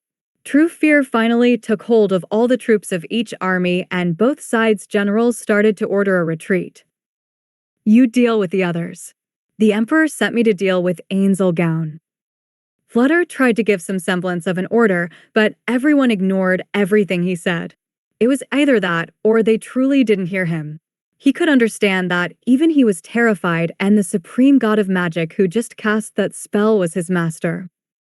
Once the soldiers turned to flee from the nightmare that was taking place on this battlefield, they truly realized how fucked they were. The moment they turned around, they saw they were surrounded by an army of death knights and angels. There had to be thousands of death knights and just as many angels. The majority of the angels had black wings, but about a quarter of them had white wings. They were either wielding a sword, a staff, or a bow and were lined up in a perfect semicircle formation. It made it so the only place to go was forward. Either forward through this legendary army or forward through the beings that just slaughtered over 100,000 people in an instant. Almost every single man turned back toward the center of the battlefield and quickly wished they hadn't. The Empire's troops saw 8 people rushing them, and none of them looked scared to be attacking an army of 60,000, well, less than that now. The 6 women dressed as maids seemed to not only dance around the battlefield in perfect sync, but also never leave one of their own open to any kind of surprise attack. The ease at which they sliced their way through the Imperial troops was unnerving to everyone. These were not mere conscripted farmers and laborers, as most of the kingdom's army was. These were professional and trained soldiers whose only job was being a soldier. No one should be able to walk through them severing limbs and heads as if it was a game to them. To Generals Nimble and Kazan, a game is exactly what this seemed to be to them. They could both hear them counting every time they took out one of their soldiers as if they were keeping score. They both knew what needed to be done when they saw one of the queens approaching their position as she laid waste to anyone who was foolish enough to get near her. Their only chance was to take her out, and it would still mean almost nothing when Ainz Gown came for them. It would still be a win and show they could be killed, so they had no other choice. It looked to Generals Nimble and Kazan that exalted Queen Taylar had heard their thoughts, for she was wading through a path of death directly toward them. The blonde beauty at her side seemed to just be moving with her and only killing those who might get the drop on her queen. Faster than either thought possible, the queen and her blonde bodyguard were only a few feet from them. Nimble and Kazan both raised their weapons to attack, but slumped over on their horses before they could even bring their weapons down to attack. Taylar and Albedo had quickly moved behind both of the generals and knocked them out. Few were going to survive compared to how many came, but Nimble and Kazan were not going to be among the dead. Both were capable advisors and strategists. They would survive and keep their positions for the same reason the Emperor was. There was no one capable of taking their places right now. Ainz watched for a moment as the Imperial army was being torn to shreds by the Pleiades, Taylar, Albedo, and some of his army. He knew they would not be at it for much longer. They planned on sparing 10,000 of the troops and both generals so the Empire wasn't completely defenseless. They did not want to spread their army out over 3 countries just yet. It wasn't nearly big enough to protect Oriel, the kingdom, and the Empire at once. In time, it would be more than adequate, but now was not that time. Now was the time for Ainz to continue his lesson to the Riestai's kingdom. He pointed toward the right flank where he could see Marquis Bullope and his men charging toward him. The man had obviously learned nothing, and Ainz would gladly hasten his demise. He did not need to give any orders verbally. His creations and summons knew his will before he could say anything. All 50 Death Knights and the Shadow of Death advanced on the coming army. He couldn't wait to see what the Shadow of Death's attack was like. He was hoping it was just like his world enemy counterpart. It would make his success at summoning this creature even more joyous if that was the case. The enormous Shadow of Death moved quickly, but his large footsteps didn't make a sound. Ainz watched in anticipation as the Shadow of Death closed in quickly. It swung its massive scythe in a wide arc and connected with 50 horses and humans with the one blow. As the scythe tasted the flesh of its victims, Ainz could see them instantly turn to dust in front of his eyes. It seemed this shadow at least drained all their life force from a touch, just as its world enemy counterpart did. Ainz sent it a mental command to see if anything else was the same. He was not disappointed as the shadow held out its outstretched palm and spoke in a language only a handful of residents of Nazareth understood. Smivas Luxmzlk, Shadow Lightning. A pure black bolt of lightning shot from the palm of its hand, and the pure negative energy sucked the life force right out of every soldier it touched. Hundreds died in an instant, and the only thing left of them were ashes being scattered by the winds. Marquis Bullope was still alive per Ainz' instructions, and he now turned his sights towards the traitorous coward. Ainz spread his wings, kicked off the ground for added acceleration, and flew as fast as he could toward the Marquis. He moved so quickly, the Marquis didn't even realize he was coming until Ainz' hand was wrapped around his throat. He was being lifted into the air as Ainz changed directions and took the Marquis up into the sky. Ainz held him at arm's length when he stopped to hover in the sky. He could barely look at this piece of filth who would sell his country's secrets to a nation like the slain theocracy, all for a little more power. He felt no pity for what he was about to do. He just hoped the Marquis didn't die quickly. They say the greater the noble, the harder they fall. Let's see how you fall, Marquis. Ainz released his grip on the Marquis' throat the moment he finished, and the man started plummeting toward the ground. Ainz didn't move. He simply watched as the Marquis fell toward his death. Ainz didn't turn away until he heard the splat and watched a number of fluids begin to form a puddle around the Marquis' flattened body. Ainz' army had done little to the Riestei's kingdom than just block their escape. They did not need to try and kill anything because most were still frozen in place out of sheer terror. Ainz had given them the mental command to open a path for them to flee back towards their capital, but none had taken the chance yet. He figured he might as well get some fuel for his scythe, so he dove straight into the middle of the army. He impacted the ground so hard, a crater formed and everyone within 20 feet of him fell prone on the ground. Ainz took this opportunity to whirlwind attack with his scythe and claimed the existence of 20 men in a second. Their remains were blown away in the wind as Ainz dashed to the next group of condemned souls. Ainz felt magic approaching from behind him, but didn't bother turning around. He could feel Oriel still there, and she would handle anything that came that way, whether it was a weapon or magic. Fireball. Flutter fires a fireball at the back of Ainz's gown. He did not wish to attack his master, but he was told to listen to Emperor Jerkniv as though he still served him, so that is what he was doing. Flutter knew he had no chance of actually harming his master, but he had to make it look as though he was trying. He was also intrigued to meet Princess Oriel. He had never stepped foot in Nazarick and had only met the 3 monarchs and Narberl Gamma. He witnessed all the forced teleportations and did not miss her cast that tier 10 teleportation spell he didn't even know existed.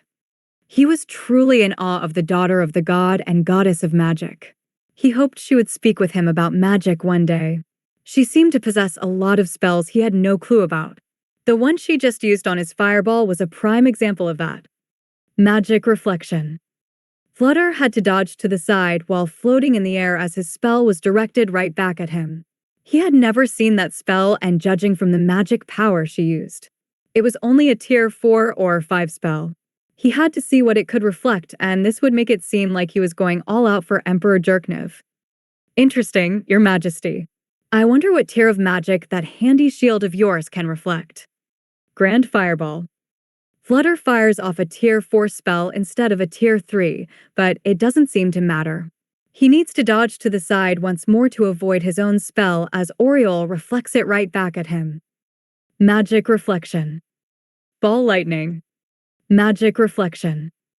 Flutter dodges again and is now convinced it is a tier 5 spell, but he is still impressed.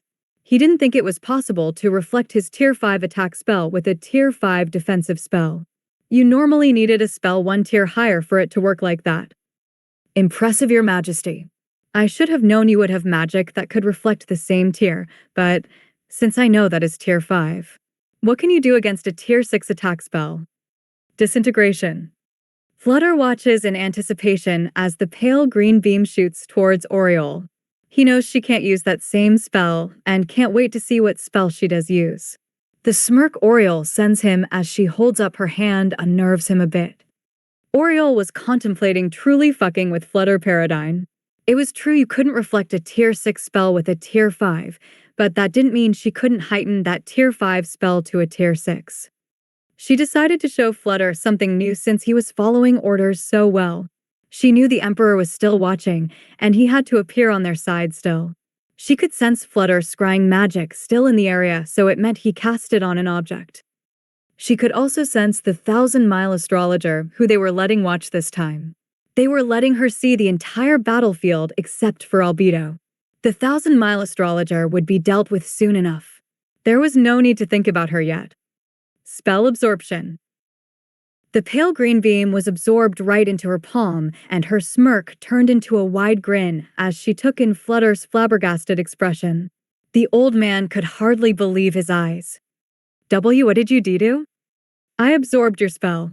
I can either consume the MP you used and add it to my own or... Oriel points her finger right at Flutter. A pale green beam shoots out of her fingertip and heads straight for Flutter. The old man is in such a daze, he barely avoids the beam. Most of his left sleeve and the part of his robe on that side that covers his ribs is disintegrated. Not a bad reaction time, old man. It is too bad you can't cast magic higher than tier 6. Do you have anything else to try, or would you prefer to die now? Of course, Oriel had no intention of actually killing Flutter. He was her father's lackey after all, but she had to keep the show going if the Emperor could hear as well as see. Flutter seemed to think the princess was not jesting from the look on his wrinkled face. I fear I must disappoint you, Your Majesty. Oh? And how are you going to do that? My Emperor will wish I survive, so I must make my exit. Sorry to disappoint you, Your Majesty. I do hope you reach your intended destination, Triple Magic Caster, Flutter Paradine. Flutter was about to leave when Oriel said that and took another moment to look at the Princess of Nazareth. The smirk on her lips made him realize there was something more to her words than just letting him leave. He didn't have time to figure it out though, and he needed to leave. Teleportation. Just as Flutter thought, the world around him changed, but not in the way he imagined. His teleportation was supposed to put him back in the palace at Emperor Jerknev's side to inform him of his failed attempt to neutralize Ainz. Instead, it seemed as though the world had only shifted a bit. Flutter could still hear the screams of men as they were being torn through like paper, and his eyes landed on the being directly in front of him. He was floating just a few feet from Princess Oriel. The amusement in her eye was plain for Flutter to see, and he had no idea how in the world he ended up only teleporting a few hundred feet instead of reappearing at the Emperor's side. Did you think it would be that easy, Flutter? I specialize in teleportation magic. I know teleportation spells that only exist because I can cast them. Did you truly think you could just disappear from my presence with a tier 5 spell after your tier 6 attack spell was treated as nothing to me? Oriel had a dangerous glint in her eye, but it also held something else. Was it pity? No, perhaps it was guilt? No, it wasn't that either. Flutter finally figured out it was regret, but by then it was too late for him to do anything as Oriel said. Paralysis. Flutter's entire body went stiff as a board, and he could move nothing except his eyes. He could not see much other than Oriel, but he didn't like the look in her eyes. He knew he was about to experience something that would awe him and hurt like hell. It seems you are no different than any other human, Flutter Paradine, so you must be taught a lesson. You will take our last terms back to your Emperor, and this will be his final chance at surrender, or we will march on the Baharuth Empire and not stop until it is completely ours. Flutter could do nothing but stare at the Princess of Nazareth with wide eyes. He will accept our terms, or he will perish with the rest of those who stand against us. The Baharuth Empire will become our vassals. Jerknev may keep his palace and wealth, at least what we don't take in compensation for his foolishness, but he will no longer be Emperor Jerknev. He will accept the title of governor if he wishes to keep his head attached to his body. Oriel lays out the basic terms for Flutter to relay to Emperor Jerknev.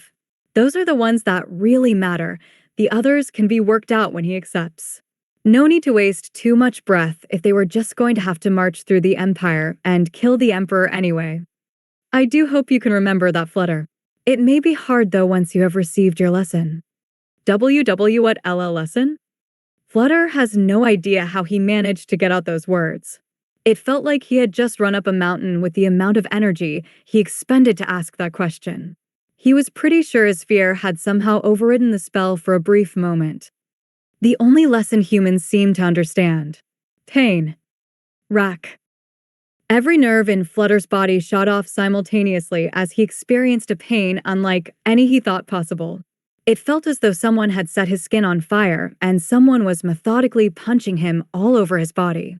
The tears came quickly and flowed freely as he felt like he was being set on fire from the inside. Don't worry, Flutter. This Tier 9 spell will not kill you. Although you might wish for death soon, this spell does non-lethal damage over time until you pass out from the pain. Do try to remember what you need to tell your Emperor. Now you may go. Forced teleportation. Oriel watched as Flutter disappeared. She knew he would appear right next to the Emperor, so he too could learn a lesson. Oriel would have preferred to cast that spell on the Emperor. Flutter was her father's loyal subject, but appearances needed to be kept up so she couldn't feel regret for too long at what she just did to Flutter. She glanced over her shoulder and saw her father standing there talking with two citizens of the kingdom she knew well from her time gathering intel for them. Apparently, Mother Albedo had seen her taking on Flutter and sent Aura and Mare to guard her father as the two dark elves were standing just behind Ainz. She made her way toward them, intrigued at what their conversation was about. Ainz felt Oriel stay behind as the magic he sensed neared and knew she would be dealing with Flutter. He took the opportunity to truly unleash himself on the Riestei's army and began wading through men as if they were a nuisance. Each swing of his scythe saw 5 or more men turn to ash and feed his weapon. Even though they were low-level, he was killing so many men that his scythe was filling up on souls rather quickly. Ainz had only got to kill a few hundred men when he sensed Aura and Mare take up his flanks. Albedo no doubt saw Oriel stay behind and sent them to watch his back. He certainly didn't need them to against such enemies, but there was no persuading his queens when it came to his safety. They truly believed him to be completely reckless. Don't kill anything unless you absolutely have to. Ainz says back towards the two dark elves. My weapon needs fuel, so save them for me. Yes, Lord Ainz. Both the dark elves acknowledged his orders and simply followed him around the battlefield. Ainz was glad they listened and his scythe tasted the souls of thousands before he came across two people he knew well. Well, he knew one well from his interactions with him over the last couple of months. The other one, he knew from reports he read. This was the infamous puppy of Princess Renner.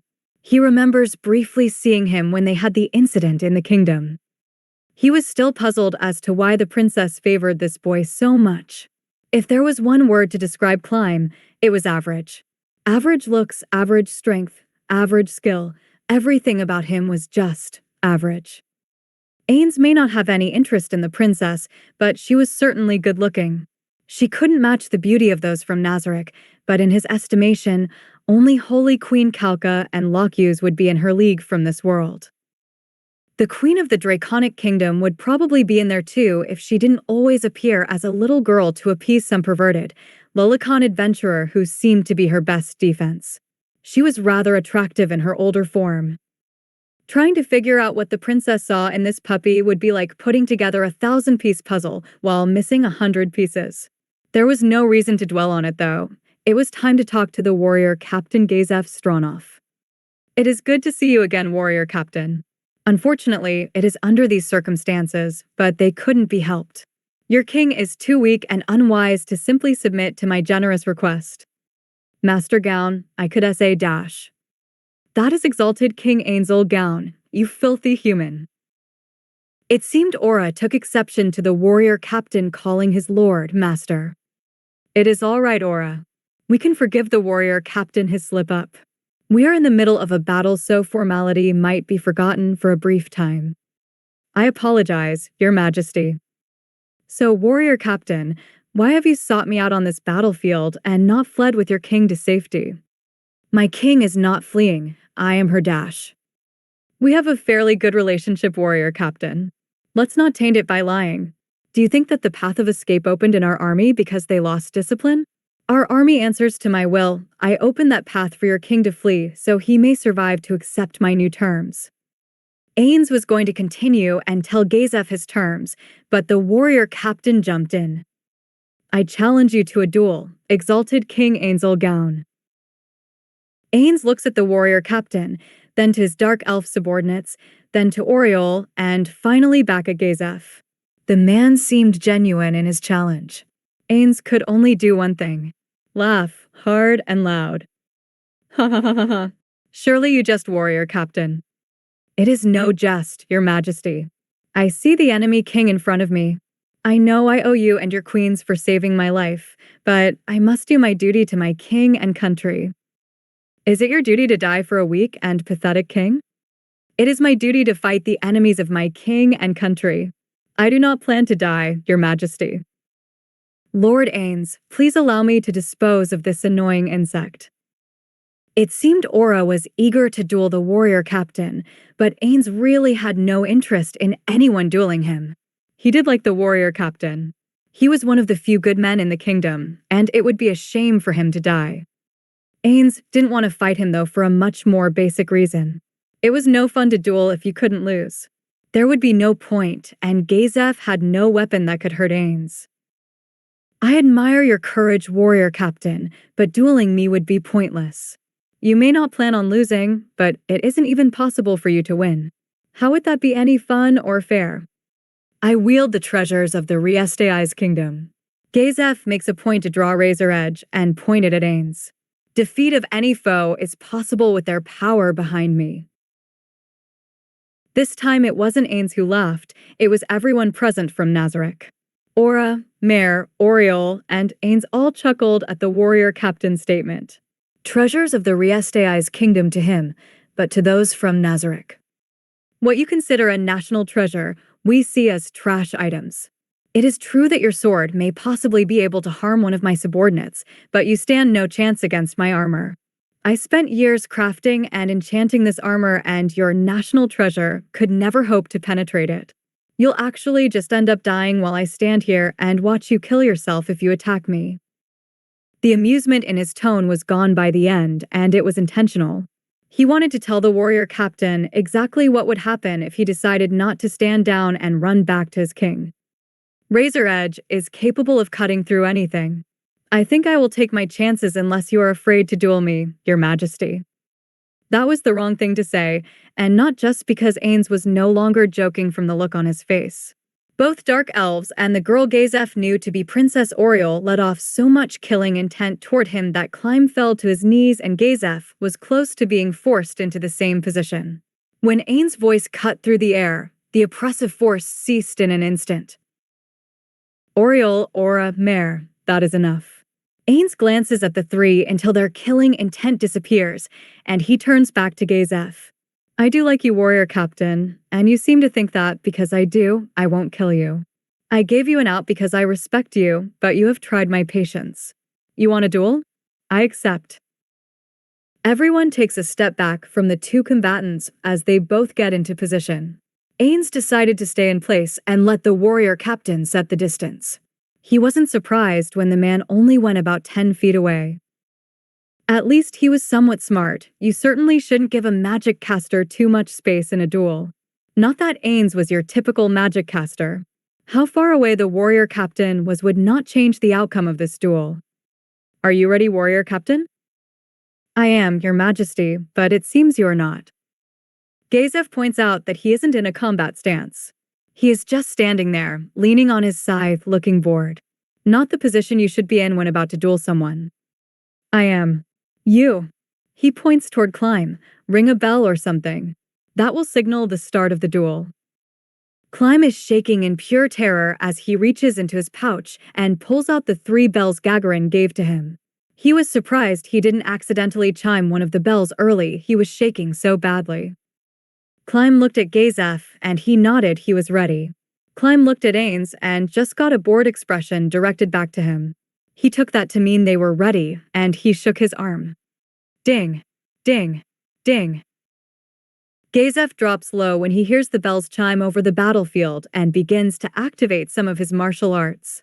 Ainz still looks on board with the display. Focus battle aura full throttle. Gazef springs forward faster than Climb can see. Everyone else can see him moving perfectly fine. Ainz still hasn't changed his posture when Gazef brings his weapons down on him. Razor Edge is about to make contact with Ainz' armor when one of the twisted spikes shoots toward his sword and deflects it away. Two other spikes pierce right through Gazef's armor as if it was paper. The wounds are deep and Gazef begins bleeding immediately. He also feels his body getting weaker by the second. He could tell when he jumped back to get some space, it had taken a lot of energy just to jump backward. Ainz was still staring at him, a very bored expression on his face. Gazef began to realize that he was not jesting when he said this would be no fun for him, but Gazef had made his bed already. He could do nothing but press on.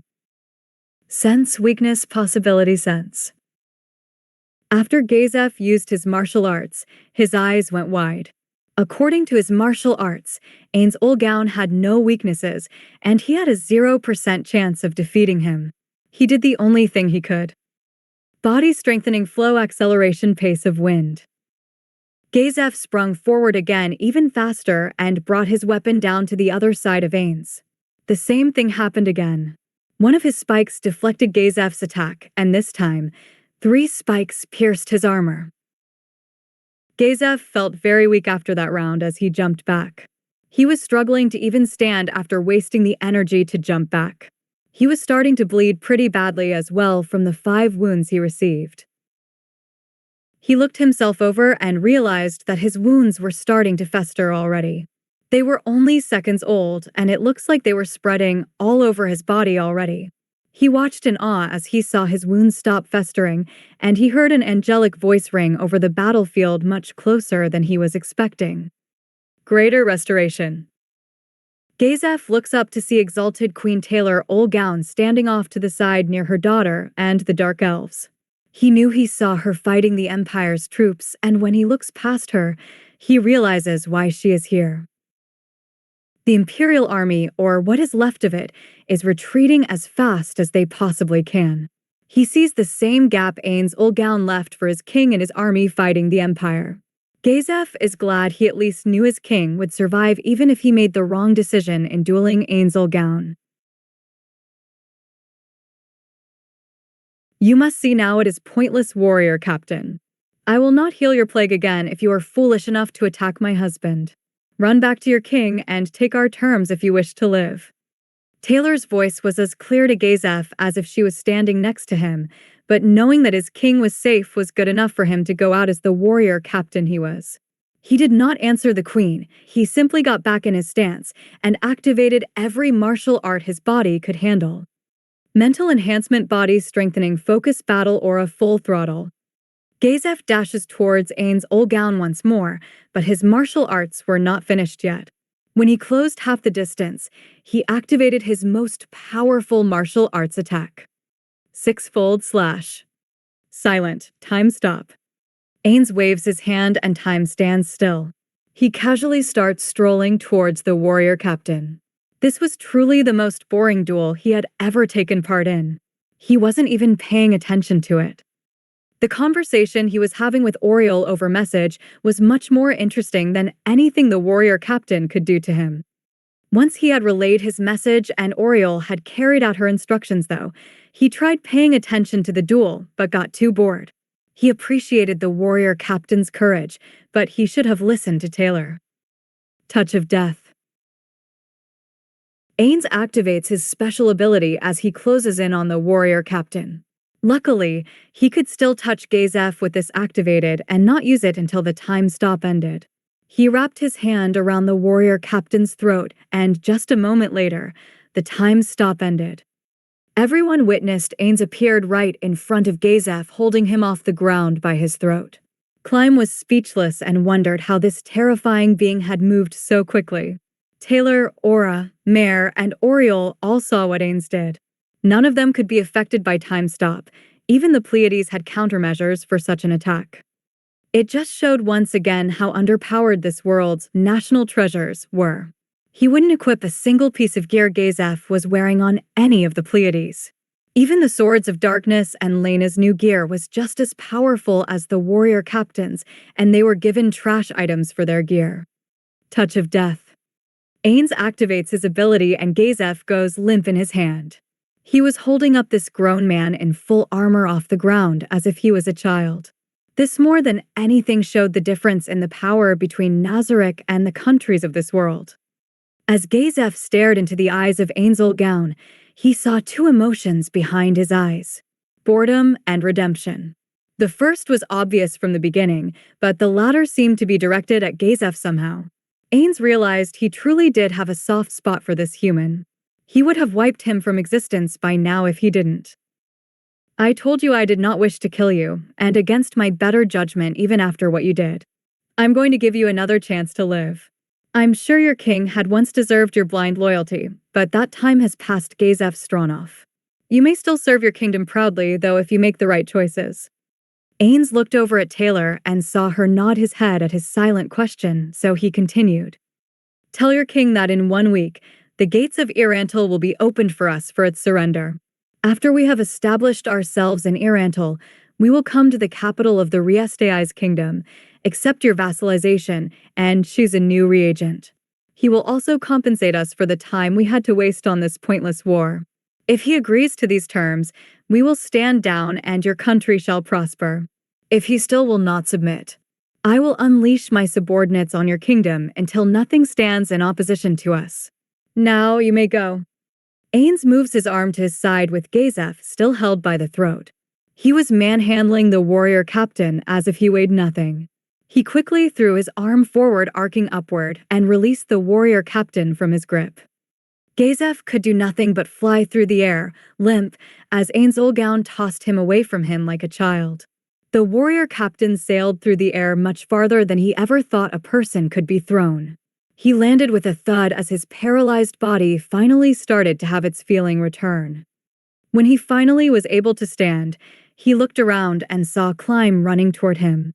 He didn't realize how far he was thrown, but judging from where he saw Ainz standing, it must be about a half-mile. When he truly got his bearings, he noticed hundreds of death knights, fallen angels, and angels surrounding him, but not attacking. He was standing right in the clear path Ainz had made for retreat. He only lingered long enough to glance at Ainz one more time and wait for Climb to catch up to him before he turned from the battlefield and made his way to where his king had retreated. Ainz watched the warrior captain leaving the battlefield, and a strange emotion took over. Worry. It may have seemed weak for him to let the warrior captain go after what he said. Hopefully, no one thought he made the wrong decision. What's wrong, my love? Taylar can see the emotions behind Ainz's eyes as she makes her way to him. Both armies had already been routed and were retreating, so there was no need to be very cautious. Taylar even saw Albedo making her way over toward them as well. Should I have killed him after what he said? Taylar took a minute to think about that. She noticed all those from Nazarick nodding their heads that they agreed he should have killed the man.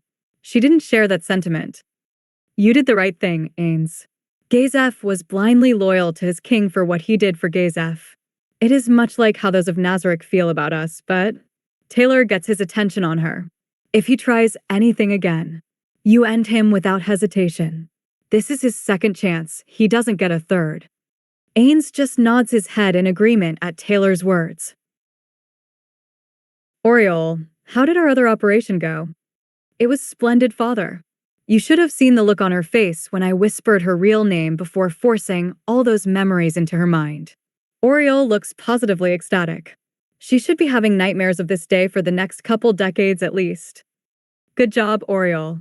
Hopefully, this will teach Lana Partouche and the slain theocracy to stop spying on us. If not, well, I'll leave the next punishment up to you. Ainz smiles at Oriel, who beams back at him for the next opportunity. Oriel and Ainz both knew they would try again.